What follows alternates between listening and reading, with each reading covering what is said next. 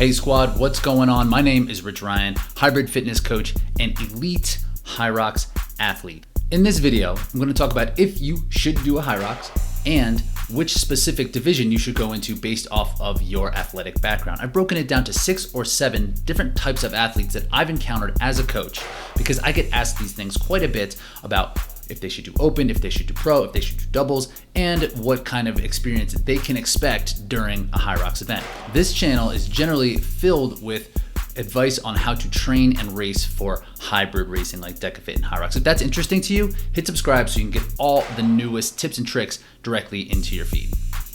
All right, let's get into it.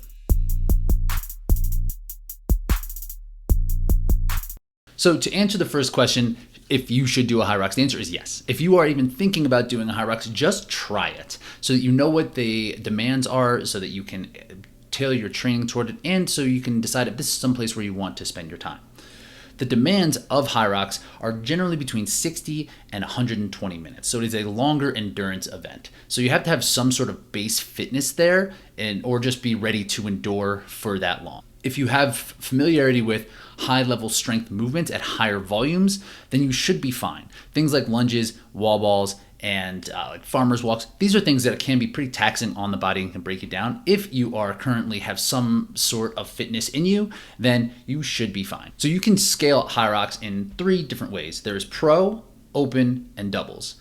For pro, the weights are heavier for anything that has any implement in it. So the sled push, the sled pull, the farmer's carry, the lunges, and the wall balls, they are all a little bit heavier. The volume between pro and open is exactly the same. You have to run the exact same amount and you're going to do the exact same amount of reps as the pro. The pro is just a little heavier. The only place where this differs is the open women's division where they do 75 wall balls instead of 100 wall balls, because that's what's going to make the difference is those last 25 wall balls that it's going to save the day. I'm sure people who do in the open are happy to not do those last 25, but everything else is pretty much the same except 25 wall balls.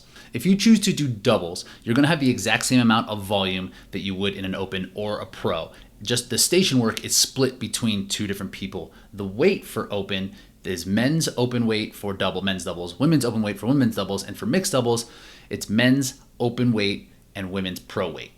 The thing with doubles is that you have to run at the same exact time. One athlete can't run and the other athlete can't do the stations. So having one strong partner and one endurance partner doesn't really work. If you're going to do doubles, find someone who is similar to you in their athletic ability or someone who is going to be able to push your run and still do a little bit of the stations.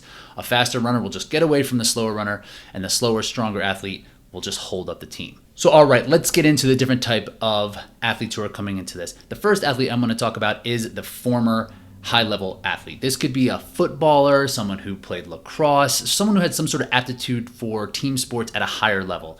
If you were at about 80% of where you were in terms of your strength and endurance when you were competing, then I say you do the pro. You're going to want to get after it and see what you're like. If you're highly competitive, you're going to want to be able to push that. If your fitness has fallen in either of those directions, either strength or endurance, I'd probably recommend starting with the open or the doubles. Many of the high-level athletes were former ball sports athletes, so you might have a higher ability than you think for this. So I just ripped the Band-Aid off and tried to go at a higher level right from the start. The second athlete I'm going to talk about is the CrossFitter / functional fitness athlete. For this specific athlete, I am talking about someone who lifts weight heavy and does 4 to 6 CrossFit style classes per week, and that is their main area of focus for training. So Hyrox is probably going to be pretty demanding for you aerobically, and it's probably going to be pretty eye-opening. Most CrossFit classes, the longest the Metcons are going to be are about 20 minutes.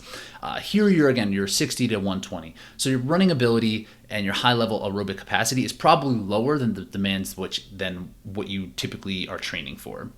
But your strength, the strength component is going to be in your wheelhouse. You should be able to do all the movements. You should be able to move through everything pretty well. So if you are an ass kicker in these classes and you are someone who is, winning a lot of the workouts, maybe the top 2 to 5 in your gym, I say go pro.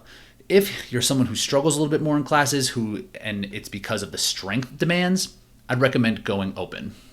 The third athlete is someone who does similar type classes like a high intensity class or a CrossFit Light style class, this would be someone who attends a Barry's Boot Camp, an Orange Theory, a boutique fitness class, who doesn't lift necessarily heavy weights. If in your strength classes you're only doing dumbbells at all, if you're not lifting a barbell where you can really overload the weight, the strength demands are probably going to be pretty hard at the pro level for a Hyrox event. For that, I would recommend doing the open division or doubles.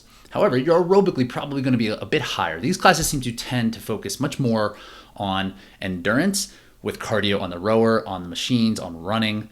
So therefore, you're going to be able to take on the endurance aspect of this event, but the strength might really slow you up.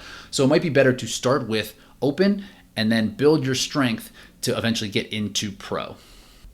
If you are an endurance athlete, so this is an athlete who is going to come in and going to have a really good aptitude for the duration. 60 to 120 minutes, probably 90 minutes for an endurance athlete, isn't going to be too much, especially from someone coming from half marathons or marathons. Even a 5K, 10K athlete has probably the base to do a 60-minute race that isn't really going to kill them. However, most endurance athletes don't spend too much time in the gym. So unless you were an endurance athlete who has moved into more of a powerlifting phase of their life, put on a little bit of mass, and has really spent time under load, I'd suggest doing the Hyrox Open. This weight is going to be heavy, and if you haven't done it in training, it's going to be probably heavier than anything you've ever done in your life, and it will kick your butt. So for that reason, I suggest most endurance athletes, like cyclists, like runners, swimmers to a certain extent, or rowers, these athletes, unless they are spending a lot of time in the weight room or have spent a lot of time in the weight room and with the idea of putting on strength and mass, probably want to go open. If you are a high-level endurance athlete and very stubborn and think you're going to go out there and kick butt right away, that's what I did. Just do pro. Get your butt kicked, just like I did, and then figure out how to train to get yourself prepared for this. If you are an elite OCR athlete, I suggest doing pro. If you're an age group, do open. If you are coming from a strength background, which is the fifth athlete that I want to talk about here, I'd recommend doing pro. You are absolutely going to get killed because of the running and the time domain of this. If you don't have much time spent doing actual endurance work, it's not going to go well. However, the distance and the duration is what's going to kill you, not the weights. So the open division isn't going to necessarily be that much easier for you. Your time might be faster, you might get done quicker, but getting into the pro weight, the pro division, to see how these athletes can run and how they can transition and how they can endure is going to be beneficial for you long term. So like I said, you're probably going to get your butt kicked either way, but you're better off doing it in the pro because the weight is where you're going to really excel here. And there's not going to be a place in the open for you to do that because it's going to be a little bit faster, and the endurance part is what's going to kill you. So if you're strong enough, if none of this stuff sounds that heavy, that bad, then do the pro. If you are new to fitness, I suggest you do the open or doubles. You're going to go into it and you're going to get your butt kicked. New to fitness means if you're just kind of finding this journey in the last 1 to 2 years even, and you're still kind of building up and learning, this is a great place to put your fitness to a test and have it be measurable. You should absolutely do it, and just know it is going to be probably the hardest thing that you've ever done to this point, but there will be a lot of room to grow. Do the open because the strength can be very overwhelming and can be a bit demoralizing on the pro side of things. And since you're new to fitness, you're just learning about this journey anyway. So definitely do it and jump into the open or doubles. The only time I would recommend not doing a Hyrox is if you have some kind of structural damage going that and you're not sure if you can handle the volume of the things like the lunges or the wall balls or just the sleds. If those type of things might feel like it would lead to injury, that's the only time I would suggest not doing a Hyrox event. But other than that, get out there, give it a shot. So there you have it. Those are my recommendations for where to go for your first Hyrox and what to expect when you are in it. If you are interested in more of this content, how to train for Hyrox, how to train for DeckFit, how to get better, how to improve, hit subscribe on this. Take a look at some of the previous videos that we've done in the past so that you can improve from race to race and to really enjoy your process through this. So I appreciate you taking a look at this video, and I'll talk to you soon.